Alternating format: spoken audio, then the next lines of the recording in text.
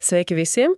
Šodien mūsu uzmanības centrā ir kāds stāsts, kas sākas ar diviem padomju dokumentiem. Tie ir tik krasi atšķirīgi, ka, grūti pat aptvert. Jā. Viens ir no 1939. gada, tāds oficiāls ziņojums par Čečenijas Ingušijas autonomās padomju socialistiskās republikas APSR sasniegumiem. Tieši tā, naftas industrija plaukst, skolas ceļas, kultūras zied, viss it kā vislabākajā kārtībā. Un tad tikai 5 gadus vēlāk, 1944. gadā, parādās pavisam cits lēmums, publicēts gan vēlāk, ar atpakaļējošo datumu. Un tas paziņo par šīs pašas republikas likvidāciju un visas tautas čečenu un ingušu deportāciju. Jā. Un oficiālais iemesls, kas tiek minēts, ir masveida sadarbība ar nacistiskajiem okupantiem Otrā pasaules kara laikā. Šīs, šķietamais paradokss ir mūsu šodienas sarunas sākumpunkts. Mēs šodien iedziļināsimies kādā konkrētā avotā. Tieši tā. Mēs skatīsimies Aleksandra Uralova, kas patiesībā ir Aleksandra Autorhanova pseidonīms, 1952. gadā Minhenē izdotās grāmatas Tautu slepkavība PSRS, Čečenu tautas nogalināšana fragmentus. Ir svarīgi uzsvērt, ka šī grāmata ir tapusi emigrācijā drīz pēc šiem notikumiem, tātad tas ir specifisks skatījums. Protams, trimdnieka skatījums ar savu perspektīvu, savām sāpēm un ieskājams arī saviem akcentiem. Tieši tā. Mūsu mērķis šodien nav sniegt tādu visaptverošu vēstures lekciju, bet gan mēģināt izprast tieši šo avotu. Ko Autorhanovs stāsta par čečenu un ingušu vēsturi, viņu attiecībām ar Krieviju gan carisko, gan padomju. Un kā viņa prāt nonāca līdz tai 1944. gada traģēdijai, mēģināsim izlobīt to būtiskāko no šī diezgan skaudra stāstījuma. Sāksim varbūt ar pašu sākumu. Ziemeļkaukāzes kā šo tautu dzimtene. Jā, tā ir ļoti sēnā kalniešu tautu čečēnu, ingušu un citu dzimtene. Pat Čečenija, Ingušija pirms deportācijas tā teritorija bija apmēram kā puse Beļģijas. Un iedzīvotājs skaits bija diezgan liels? Jā, republikā ap 700 000, bet kopumā Kaukāzā gandrīz 1 miljons čečēnu un ingušu nodarbojās ar zemkopību, lopkopību, bet, protams, ļoti svarīga bija naftas ieguve. Tas bija otrs lielākais centrs Padomju Savienībā pēc Baku. Un Autorhanovs uzsvēra tādu interesantu lietu, ka, neskatoties uz dažādām valodām, šīs kalniešu ciltis vienoja tāda vēsturiska un kultūras radniecība. Jā, un tas izpaudās arī mēģinājumos veidot kopīgus valstiskus veidojumus. Viņš min imamu Mansūru 18. gadsimtā un, protams, slaveno imama Šamila imamātu 19. gadsimtā. Kas cīnījās pret Krievijas impērijas ekspansiju, vai ne? Tieši tā. Tā Krievijas vēlme pakļaut Kaukāzu sākās jau sen, bet tieši 18. un 19. gadsimts tas kļuva par tādu ļoti nežēlīgu karu. Imama Mansūras atcelšanās bija tāda pirmā lielā organizēta pretestība. Un tad nāca tas garais Kaukāza karš Šamila vadībā? Jā, gandrīz 30 gadus ilgs. Un Autorhanovs īpaši izceļ čečenu sīkstumu, bet arī Krieviju ģenerāļu, piemēram, Jermolova, ļoti brutālo taktiku – pakļaušana vai iznīcināšana. Ciematu dedzināšana bija ierasta lieta. Viņš piemin arī kādu konkrētu neveiksmīgu ekspedīciju? Jā, Voroncova Dargo ekspedīciju 1847. gadā, kur Krievu armija cieta milzīgus zaudējumus. Galu galā uzvarēja feldmaršāls Barjatinskis, bet tikai koncentrējot milzīgus spēkus un modernāku bruņojumu. Šamils padevās 1859. gadā, bet karš pilnībā beidzās ap 1864. gadu. Un pēc kara beigām cara valdība izplatīja tādu proklamāciju, solīja dažādas labas lietas, reliģijas brīvību, pašpārvaldi. Jā, pat atbrīvošanu no karadienesta, šarieta un adatu tiesu, saglabāšanu, īpašumu neaizskaramību uz papīra izklausījās diezgan iecietīgi.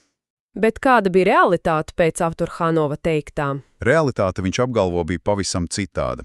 Sākās masveida kalniešu ne tikai čečenu, bet arī dagestāniešu čerkesu izsūtīšanu uz Turciju. Un tie apstākļi bija tik briesmīgi, ka tas izraisīja protestus pat rietumos.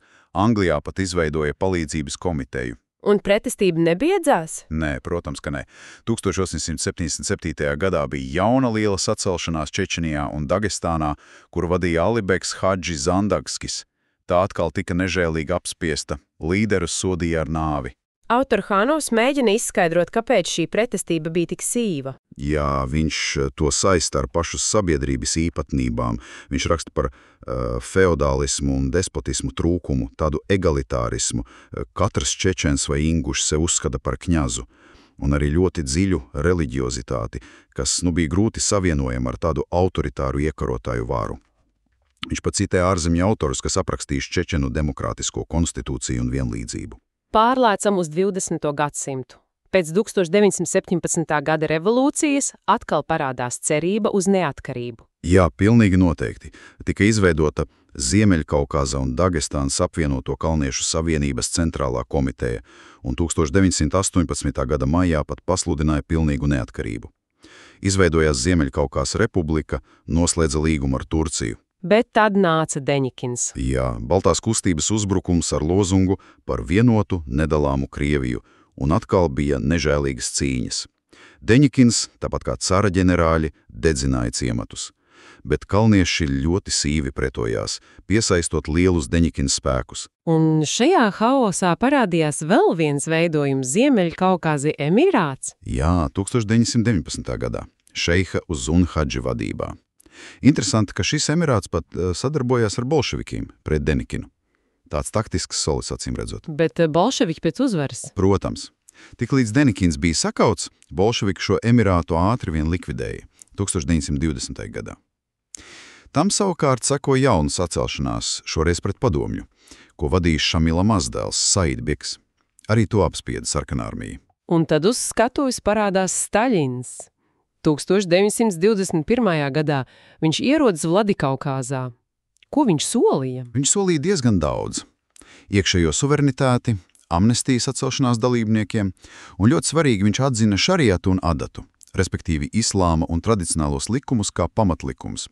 Pat atdeva cara laikā atņemtās zemes. Un tad izveidoja to kalniešu APSR. Jā, tā apvienoja Čeheniju, Ingušiju, Osetiju, Kabardu, Balkāriju, Karačaju. Dagestāns palika atsevišķi, bet Autorhanovs ir ļoti skeptisks par šo veidojumu. Viņš to sauc par pilnīgi nedabisku. Ārēji padomju simbolika, bet dzīvē it kā darbojas šariats. Un cik ilgi tas pastāvēja? Ļoti īsu laiku, līdz 1924. gadam. Tad to sadalīja atsevišķos autonomajos apgabalos Čehenijas, Ingušijas un tā tālāk. Bet tam sakoja tāds relatīva miera periods. Jā, tas sakrit ar neplaiku padomju savienībā, apmēram no 1921. līdz 1928. gadam. Autorhanovs šo laiku sauc par padišahu ēru, kad vietējā komunistu inteliģence Samurskis, Korkmasovs, Eldarhanovs un citi vadīja šīs autonomijas. Maskava tad piekopa tādu elastīgāku politiku. Autorhanovs pat citē Ļenina teikto, ka nevajag kopēt Krievu taktiku, bet pielāgoties Kaukāza apstākļiem. Bet šis miers, kā jau teicām, nebija ilgs. Kas notika tālāk? Līdz ar Stāļina varas nostiprināšanos sākās tā sauktā sociālisma ofensīva, un politika pret nerusiskajām tautām kļuva daudz stingrāka. Visa tā vecā Kaukāza gvardi, tie paši vietējie komunisti, kas bija vadījuši autonomijas, 30. gadu represijās tika iznīcināti kā buržuāziskie nacionālisti. Tātad Maskavas kontrole pieauga? Dramatiski pieauga. Un kalniešu APSR likvidācija jau 1924. gadā bija pirmais solis šajā virzienā. Un tad sākās tās tiešās represijas pret iedzīvotājiem? Jā. 1925. gadā notika vispārēja ieroču konfiskācija, tauta to uztvēra kā ļoti sliktu zīmi, kā represiju priekšvēstnesi. Bet vara mēģināja nomierināt situāciju? Jā, interesanti, kā uz reģiona brauca ļoti augsta līmeņa padomju līderi. Kalniņš, Rikovs, Čičerins, Vorošilovs, Mikojāns, Buhārins, Lunačarskis. Visi runāja par draudzību, cieņu pret brīvību mīlošajiem kalniešiem, solīja, ka apspiešana beigsies. Bet solījumi palika solījumi. Kas notika 1929. gadā? 1929. gadā tika paziņots par vispārēju kolektivizāciju. Tas izraisīja milzīgu šoku un faktiski vispārējas sacelšanos vairākos rajonos – Goīti, Šāli, Benojā. Nemiernieki ieņēma iestādes, izvirzīja prasības izbeigt konfiskācijas, ārestus, atjaunot šariāta tiesas, ievērot autonomiju. Un kāda bija Maskavas reakcija šoreiz? Pēc Autorhanova apraksta tā schēma bija diezgan cīniska un atkārtojās. Sākumā ieradās Maskavas delegācija it kā uz sarunām – Solīja izmeklēt un sodīt vietējos partijas darbiniekus, kas bija pārcentušies. Lai iemidzinātu modrību. Visticamāk, jo pēc tam sekoja GPU valsts drošības dienesta operācija. Piemēram, Šali pilsētā sākumā arestēja dažus vietējos padomju darbiniekus, lai radītu iespēju, ka solījumi tiek pildīti. Bet tad pēkšņi uzbruka sacelšanās vadonim Šitam Istamulovam. Viņam izdevās izglābties. Jā, pēc kaujas ar GPU viņš izglābās un aicināja uz svēto karu, uz džihādu. Sacelšanās uzliesmoja arī citur – Dagestānā, Osetijā, Kabardā. Visur ar līdzīgiem reliģiskiem un nacionāliem lozungiem. Un tad jau iesaistīja armiju. Jā, tika ievesta regulārā armija, veselas 4 divīzijas plus papildspēki komandiera Bellova vadībā. Notika ļoti smagas kaujas, piemēram pie Goiti un Šali. Sarkanā armija cieta lielus zaudējumus. Istamulova spēki atkāpās uz kalniem. Benoju ieņēma tikai 1930. gada aprīlī, pēc 2 mēnešu cīņām, bet ciems bija tukšs. Bet tad atkal notika politikas maiņa. Minēja to Staļina rakstu par pārmērībām. Tieši tā. Pēkšņi Staļins publicēja rakstu, kurā kritizēja pārmērības kolektivizācijā, un kolektivizācija nacionālajos rajonos tika pasludināta par pāragru. Atļāva tikai tādas vienkāršākas formas zemes kopapstrādes biedrības tozus. Un atkal izsludināja amnestiju. Jā, tika izsludināta amnestija sacelšanās dalībniekiem, un daudzi niemiernieki atgriezās no kalniem. Šitam Istamulovam pat piedāvāja kļūt par kooperatīvu priekšsēdētāju. Bet stāsts par viņu beidzās traģiski. Ļoti traģiski. Kā raksta autor Hanovs, 1931. gadā viņu uzaicināja uz GPU iecirknu, it kā saņemtu oficiālu amnestijas dokumentu, un tajā brīdī viņu nošāva. Viņš gan paspēja izraut ieroci un nošaut savu slepkavu, GPU darbinieku Baklanovu, pirms mira pats. Tas ir šokējoši. Tātad amnestija bija tikai lamatas? Autor Hanovs ir pilnīgi pārliecināts, ka jā, un pēc Istamulova nogalināšanas sekoja jauns represiju vilnis, plaša GPU operācija pret kulakiem un mullām, tiek lēsts, ka arestēja ap 35 000 cilvēku, un viņus tiesātās GPU trojkas, 3 cilvēku komisijas, kas bez tiesas un aizstāvības sprieda nāves sodus vai izsūtiešanu. Un Ingušijā notika kas līdzīgs? Jā, tur arī nomainīja vietējos līderus pret Krievu partijas sekretāru Černoglazu. Viņš uzsāka ļoti agresīvu pret reliģiju vērstu kampaņu caur bezdievju savienību. Mēģinājums slēgt mošeju Ekaževā 1930. gada vasarā izraisīja konfliktu, kurā nogalināja vietējo GPU priekšnieku Ivanovu, un, protams, sekoja represijas nāves sodi, izsūtīšanas. Un tad nāk tas stāsts par Japāju aģentu. Tā bija provokācija? Pēc autora Hanova apraksta pilnīgi noteikti GPU inscenēta provokācija. 1930. gada rudenī parādījās kāds mongoļu izcelsmes aģents, kurš uzdevās par Japānas emisāru. Viņš savervēja vairākus ietekmīgus ingušus, solot Japāņu atbalstu nākotnes karā pret Padomju Savienību, pat izsniedza ieročus un uzšuves. Un tad? Un tad sekoja masu aresti. 21 cilvēku nošāva, ap 400 izsūtīja. Ironiski, ka GPU virsnieki, kas to organizēja, ieskaitot pašu Japānu un viņa vietējo palīgu Radžatu Evlojevu, saņēma atbalvojumus. Tas nozīmē, ka drošības iestādes pašas radīja šīs sazvērstības? Tas ir autora Hanova galvenais arguments šajā posmā, ka NKVD, kas pārņem GPU funkcijas, apzināti provocēja konfliktus, lai attaisnotu represijas un savu varu. Pēc šīs Japāņu provokācijas tas pats Černoglas Ingušijā pastiprināja represijas pret reliģiskajām grupām sektām. Cilvēki brauca sūdzēties uz Maskavu, bet bez rezultātiem. Un kā beidzās stāsts ar Černoglazu? Viņš pats bija ļoti konfrontējošs. Aizbraucu uz Galašku ciemu, kur kāds vecs vīrs, Bekmurzievs, viņu brīdināja, atgādinot, ka viņš jau cara laikos ir nogalinājis kādu pulkvedi mitniku, kas bija pārāk augstprātīgs. Černoglas pavēlēja Bekmurzievu arestēt un turpināja ceļu, bet pa ceļam viņu no slēpņa nogalināja. Viņa galva pazuda. Un kādas bija sekas? Protams, plašas represijas. Interesanti, ka arestē pat bijušo Ingušijas līderi Idrez Jazikovu. Lai gan viņš tajā laikā bija Maskavā, bija tiesa Maskavā nāves sodi. Zjazikovam gan pēc Ordžunikidzes iejaukšanās nāves sodu nomainīja uz 10 gadiem ieslodzījumā. Tad sekoja nākamā lieta, ko autora Hanovs apraksta par nacionalistisko centru. Jā, ap 1932. gadu. Šeit jau NKVD mēķēja uz inteliģenci un speciālistiem. Tika safabricēta lieta par it kā vienotu pagrīdes centru, kas organizēs sacelšanās visā reģionā. Atkal tika izmantoti aģenti, kas saveda cilvēkus kopā, organizēja aizdomīgas tikšanās, pat nosūtīja 2 cilvēkus pie partizānu vadoņa it kā ar uzdevumu, bet patiesībā, lai viņus pieķertu. Tika viltots vēstules no emigrācijas līdera Tapas Čermojeva. Un rezultāts? Rezultāts - masu arests ap 300 000 cilvēku, apsūdzības par sacelšanās gatavošanu, spiegošanu, tiesāja atkal GPU kolēģiju, daudziem nāves sods, citiem ilgi ieslodzījuma termiņi, un atkal NKVD virsnieki, kas to organizēja, Kurskis, Fedotovs, Krafts tika apbalvoti. Radās tāda NKVD teorija, ka bandīti jāmeklē ne tikai kalnos, bet arī inteliģents un ierēģņu vidū. Avtorhanovs minēja arī kādu īpašu brutālu gadījumu ar Ibrahimu Geldegenski. Jā, tas ir ļoti spilgts un šausminošs stāsts, kas ilustrē NKVD metodes pēc Avtorhanova domām. Ibrahims bija bijušais sarkanais partizāns, pazīstams ar augsto partijas funkcionāru Sergo Ordžonikidzi. Vietējais NKVD priekšnieks Slavins atņēma viņam Ordžonikidz dāvāto goda ieroci. Bet viņš to atguva.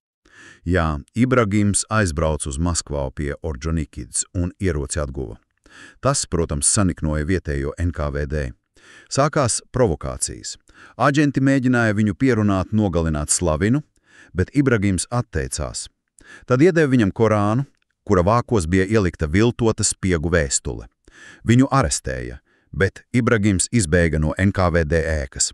Un kā viņu notvēra? Pēc gada viņu smagi ievainotu sagūstīja. Un tad, kā raksta Avtorhanovs, atsaucoties uz aculieciniekiem, NKVD darbinieki Slavins un Ušajevs viņu publiski Geldegenas ciemā sadedzināja dzīvu. Tas ir, prātam, neaptverami. Jā. Un vietējie partijas un padomju darbinieki, kas mēģināja protestēt, tika atlaisti. Slepkavas Slavinu un Ušajevu nosūtie strādāt uz Vidusāziju apbalvoja. Ušajevs vēlāk pat kļuva par augstākās tiesas priekšsēdētāju Čečenijā Ingušijā, bet tur viņu noindēja. Tātad Avtorhanovs apgalvo, ka šādas provokācijas bija sistemātiskas. Tieši tā. Viņš uzskata, ka NKVD apzināti provocēja konfliktus, izmantoja kalniešu goda izjūtu, reliģiskās jūtas, lai uzturētu spriedzi un attaisnotu savu eksistenci un represijas.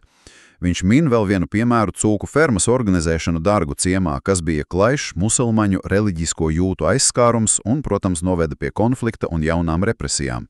Vai bija kādi mēģinājumi no vietējo puses vērsties pie augstākas varas Maskavā? Bija. 1935. gadā Čečenu Ingušu valdības delegācija Pjatiborskā tikās ar jau pieminēto Sergo Ordžonikidzi. Viņi sūdzējās par kolektivizācijas sekām, īpaši par zirgu atņemšanu, tas Ordžonikidzi ļoti sašutināja. Bet par NKVD darbībām viņi runāja? Kā raksta Avtorhanovs, par NKVD patvaļu viņi baidījās runāt.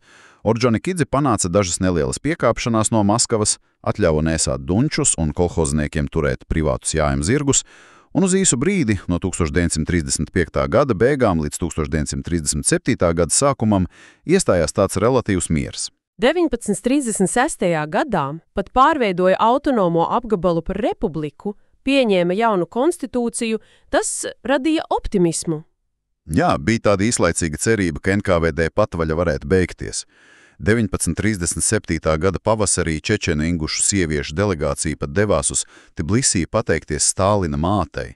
Likās, ka viss iet uz labo pusi. Bet tad nāca 1907. gads. Lielais terors. Jā, Ježovšķina. 1937. gada 31. jūlija 1. augusta naktī sākās pēkšņas un masveida aresta vilnis visā republikā. Pēc iepriekš sastādītiem NKVD sarakstiem. Pirmajā naktī arestēja ap 14 000 cilvēku. Vēlāk vēl vairāk, visus, ko uzskatīja par antisovietiskiem elementiem. Un kā notika tiesāšana? Tiesāšanas faktiski nebija. Lēmumus pieņēma NKVD trojka, partijas sekretārs Jegorovs, NKVD šefs Dementjevs un specprokurors Porubajevs. Viņi vienkārši gāja cauri sarakstiem. Sekoja masu nāves sodi, NKVD pagrabos naktīs. Avtorhanovs apraksta pat jaunu metodi, speciālu nošaušanas zāli ar ložmetējiem. Līķus slepeni apraka Gorjačevotskas kalnā. Kādas bija sekas šim teroram? Sekas bija tādas, ka simtiem un tūkstošiem cilvēku devās mežos, pievienojās partizāniem, aktivizējās uzbrukumi NKVD darbiniekiem, pat tika uzspridzināts vilciens. Un terors turpinājās. Jā, 1937. gada oktobrī Maskavas laikraksts Pravda publicēja rakstu "Buržuāziski nacionalistiskais kamols Čečenijā, Ingušijā". Pēc tā uz republiku atsūtīja augsta ranga funkcionāru Škirjatovu no Maskavas. Un ko viņš darīja? Viņš sasauca paplašinātu partijas komitejas plēnumu un turpat uz vietas pavēlēja arestēt visus klātesošos čečenu un ingušu tautības komitejas locekļus. Tīrīšana turpinājās arestējot praktiski visu nacionālo vadību no republikas valdības priekšsēdētāja Gorčanova līdz ciema padomju priekšsēdētājiem. Arī inteliģenci ierēģņus. Autorhanovs minēja kādu cīnisku izteicienu. Jā, NKVD rajona priekšlieka Gridasova teikto. Materiāls vienmēr atradīsies, ka tik viņam galvā ir kaukāziešu cepure. Arestēja arī tos, kas dzīvoja ārpus republikas, piemēram, pašu Autorhanovu. Tātad faktiski visa nacionālā elite tika iznīcināta. Principā jā. Pēc tam tika safabricēta vēl viena liela lieta atkal par buržuāziski nacionalistisko centru. Izmeklēšana ilga 3 gadus no 1937. līdz 1940. gadam. Protams, ar spīdzināšanu. Autorhanovs min konkrētus cilvēkus, kas gāja bojā spīdzināšanas rezultātā vai izdarīja pašnāvību. Un par ko viņus apsūdzēja? Par visu iespējamo spiegošanu, terorismu, kaitniecību, sacelšanās gatavošanu sadarbībā ar citiem Kaukāzu centriem un pat Maskavas starpnacionālo centru. Mērķis it kā bijis izveidot Ziemeļkaukāzu Federatīvo republiku Turcijas un Anglijas protektorātā. Kas bija tie apsūdzētie? Vecie nacionālisti? Nē, interesanti, ka lielākā daļa bija Staļina laika partijas biedri, jaunieši, kas bija izglītoti padomju augtskolās. Tiesa notika kara tribunālā. Gandrīz visi, izņemot vienu mullu, atsauca savus piespiestās liecības. Bet tas nelīdzēja? Nē. Tika piespriesti notiesājoši spriedumi, arī nāves sodi, lai gan dažus vēlāk Maskvā aizstāja ar izslodzījumu. Daļu atbrīvoja vai nodeva tālākai izskatīšanai īpašajai apspriedei, bet rezultāts bija skaidrs, nacionālā elite bija pilnībā iznīcināta. Vietā iecēla iebraucējus, kas nepazina ne tautu, ne vietējos apstākļus, NKVD kļuva par vienīgo faktisko saimnieku republikā. Un tad sākās Otrais pasaules karš. Kā tas ietekmēja situāciju, jo oficiālais deportācijas iemesls bija sadarbība ar vāciešiem? Jā, šis ir ļoti svarīgs punkts Autorhanova argumentācijā. Viņš norāda, ka vēsturiski kalniešiem nebija obligātā kara dienesta Krievijas impērijā, lai gan daudz dienēja brīvprātīgi, piemēram, slavenajā mežonīgajā divīzijā Pirmā pasaules kara laikā. Bet Otrā pasaules kara sākumā viņus mēģināja iesaukt? Jā, bet radās problēmas ar iesaukšanu parastajās Krievu daļās. Bija valodas barjera, reliģiski ierobežojumi, piemēram, cūgali uzturā, bija arī dezertēšanas gadījumi. Tad padomju valdība pavēlēja iesaukšanu pārtraukt un pat atbrīvot tos, kas jau bija iesaukti. Bet viņi paši gribēja karot? Jā, pēc pašu čečenu un ingušu virsnieku, piemēram, ģenerāļa Supjana Molajeva, iniciatīvas tika dot atļauju veidot brīvprātīgo divīzijas, izveidoja 2. Bet, kā raksta Autorhanovs, Sarkanā armija tas pienācīgi neapgādāja ar ieročiem un ekipējumu, to darīja pat republika. Un kas notika ar šīm divīzijām? Vienu no tām 1942. gada augustā nosūtīja uz fronti pie Koteļņikovas, bet bez pienācīga bruņojumā un artilērijas atbalsta. Tur to faktiski iznīcināja vācu tanki. Bet vai bija kāda pretestības kustība, kas varbūt sadarbojās ar vāciešiem, jo tās bija apsūdzības pamats?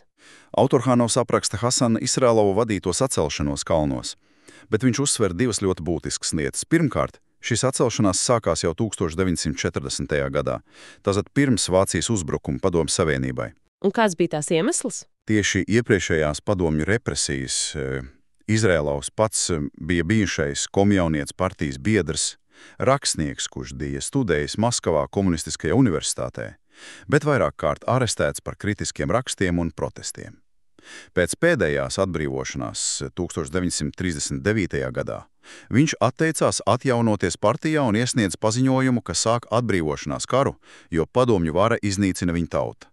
Viņš pat salīdzināja savu cīņu ar Somijas cīņu. Un otrā lieta, ko Autorhanovs uzsver. Otkārt, lai gan Vācijas PSRS kara sākums deva šai kustībai jaunu impulsu, tās mērķis bija Kaukāza neatkarība. Attieksme pret vāciešiem pēc Autorhanova teiktā bija ļoti piesardzīga. Izrēlovs un viņa līdzgaitnieks Maierbeks Šeripovs, kurš pieļienājās 1942. gadā, Negribēja nomainīt vienus kolonizatorus pret citiem. Un kāda bija padomļu varas reakcija uz šo sacelšanos kara laikā, pirms vāciešu iespējamās ienākšanas? Ļoti nežēlīga. Autorhanovs raksta par masīviem gaisa uzlidojumiem kalnu ciemiem jau 1942. gada pavasarī. Tie prasīja daudz civiliedzīvotāju upuru. Un tas notika pirms vācieši vispār bija tuvu šim reģionam. Un viņš vairāk kārt uzsver vācu karaspēks faktiski nekad nav iegājis pašā Čečenijas Ingušijas teritorijā. Kas padara to oficiālo deportācijas ieganstu masveida sadarbību ar okupantiem vēl, apšaubāmāku? Kā tad notika pati deportācija 1944. gada 23. februārī? Autorhanovs savā grāmatā citē kāda krievu studentu aculiecinieka ļoti detalizētu liecību. Janvārī un februārī republikā ieradās milzīgs daudzums NKVD karaspēka. Oficiālais iegansts bija kalnu manevri. Un tad pienāca 23. februāris, sarkanās armijas diena. Jā, tajā dienā visus vīriešus uzaicināja uz it kā svinīgiem mītiņiem ciemu centros, un tur viņus visus uzreiz arestēja. Sievietēm un bērniem pavēlēja nākamajā dienā būt gataviem ceļam, paņemot līdzi tikai to, ko var panest rokās. Visa tauta vienā 2 dienās? Dažu dienu laikā, jā. Visus čečenus un ingušus savāca. Izmantoja amerikāņu Studebaker automašīnas, ko Padomju Savienība saņēma Lendlīzes ietvaros. Nogādāja uz Groznijas dzelzceļa staciju un tur ielādēja lopu vagonos. Un kas notika ar pamesto mantu mājām? Studenti tika mobilizēti, lai pārņemtu un apsargātu pamestās mājas un saimniecības, līdz ieradīsies jaunie kolonisti no Krievijas. Kalnu ciemi tika sistemātiski nodedzināti, lai partizāniem nebūtu bāzes, lopi tika aizvesti, tika izsludināta arī viltus amnestija partizāniem kalnos, lai viņus izvilinātu un likvidētu. Cita avoti arī liecina par nogalināšanu uz vietas. Jā, ir liecības, ka daļa iedzīvotāji, īpaši vecie, slimie vai tie, kas pretojās, tika nošauti turpēc uz vietas. Un kas notika ar pamesto mantu mājām? Matstākļi tajos lopu vagonos bija vienkārši necilvēdzīgi. Vagoni bija pārpildīti. Cilvēki mira no bada, slāpēm, jo ūdeni nedeva dienām ilgi, un, protams, no slimībām, īpaši izplatījās tīvs. Aculiecinieki, uz kuriem atsaucas Autorhanovs, lēsa, ka ceļā un pirmajā laikā izsūtījumā nomira vismaz puse no visiem deportētajiem. Un vietējiem iedzīvotājiem bija aizliegts palīdzēt. Jā, bija stingri aizliegts sniegt jebkādu palīdzību, nec ēdienu, nec ūdeni tiem mirstošajiem cilvēkiem vagonos vai izsūtījuma vietās. Jāpiebilst, ka līdzīgs liktenis piemeklēja arī citas Kaukāzes tautas, karačājus, balkārus, kuri arī tika apsūdzēti sadarbībā ar vāciešiem. Kādi tad pēc Autorhanova domām bija patiesie šīs nežēlīgās operācijas iemesli, ja jau kolaboracionisms bija tikai iegansts? Viņš šo oficiālo versiju noraida kategoriski. Kā jau runājām, vācieši neokupē teritoriju, čečeņi un inguši nebija masveidā, Vlasova armijā vai citos vācu formējumos, viņi vienkārši netika lielā skaitā mobilizēti sarkanajā armijā un attiecīgi nenonāca vācu gūstā tādā mērogā kā citas tautas. Tātad, kas bija tas patiesais iemesls? Pēc Autorhanova domām tas bija nepārtrauktā gadsimtiem ilgā čečeņu un ingušu cīņa par brīvību un neatkarību. Tā nepārtrauktā pretestības vispirms cariskajam, tad padomju koloniālajam režīmam. Viņš to ļoti tēlaini raksturo kā konfliktu starp policeisko patvaļu padomju Maskavu un cilvēka gara brīvības saliņu Čečeniju Ingušiju. Tātad deportācija bija kā tāds galējais līdzeklis, lai beidzot salauztu šo pretestības garu. Jā, tieši tā, un viņš to redz arī plašākā ģeopolitiskā kontekstā. Tā bija Maskavas vēlme pilnībā nodrošināt kontroli par strateģiski svarīgo Kaukazu, kontrolēt tā dabas resursus, īpaši Groznijas naftu. Un nodrošināt placdarmu nākotnēji. Jā, nodrošināt placdarmu iespējamai nākotnes ekspansijai uz dienvidiem, pret Turciju, Irānu un, protams, izskaust jebkaudu potenciāli 5. kolonnu vai 2. fronti nākotnes karos. Lai sasniegtu šo mērķi, nepakļaujīgās pamatiedzīvotāju tautas tika vienkārši fiziski izvāktas un aizstātas ar lojālākiem kolonistiem no Krievijas un citām republikām. Un čečeni, inguši, karečai, balkāri bija tikai pirmie. Tieši tā viņš uzskata. Viņi bija pirmie upuri šajā procesā. Un savā grāmatā, kas rakstīta 1952. gadā, Autorhanovs pauž nopietnas bažas arī par citu Kaukāza tautu nākotni padomju režīma apstākļos. Tātad, ja mēs rezumējam Avtorkhanovas skatījumu, ko viņš izklāsta savā grāmatā, tad tā ir liecība par ļoti ilgstošu, mērķtiecīgu Maskavas politiku. Politiku, kuras mērķis bija apspiest čečenu un ingušu pretestību. Jā, un šī politika ietvēra ļoti plašu metožu klāstu, sākot ar solījumiem un viltu, turpinot ar provokācijām, safabricētām tiesas lietām, masveida represijām 20. un 30. gados. Un tās kulminācija bija visas tautas deportācija 1944. gadā. Tieši tā, deportācija, ko autors bez aplinkiem sauc par genocīdu, par tautas slepkavību. Un oficiālais iegans par sadarbību ar nacistiem pēc Avtorkhanova domām bija tikai melīgs aizsegs. Patiesie iemesli bija tautas nepārtrauktā cīņa par neatkarību un Maskavas stratēģiskie, ekonomiskie un politiskie mērķi Kaukazā. Šis stāsts, kā to atklāja Avtorkhanovs savā grāmatā, protams, ir ļoti smags un liek uzdot daudzus jautājumus. Jā, nenoliedzami. Kā šī vēsturiskā pieredze, kur veselas tautas tika kolektīvi sodītas būtībām ne tikai par pretošanos, bet par savu identitāti, par savām brīvības alkām, kā tas liek mums šodien domāt par tādu jēdzienu kā kolektīva atbildība? Un par valsts varas robežām, kur ir tās ētiskās robežas? Tikumi ir tikai, vēstures grāmatu fakti. Vai arī tajos ir kādas mācības, kādi brīdinājumi, kas ir aktuāli arī mūsdienu pasaulē? Pasaulē, kur mēs joprojām redzam konfliktus starp autoritārismu, totalitārismu un cilvēku dabiskajām brīvības centieniem. Tas noteikti ir jautājums, ko katram ir vērts pārdomāt pēc šīs sarunas.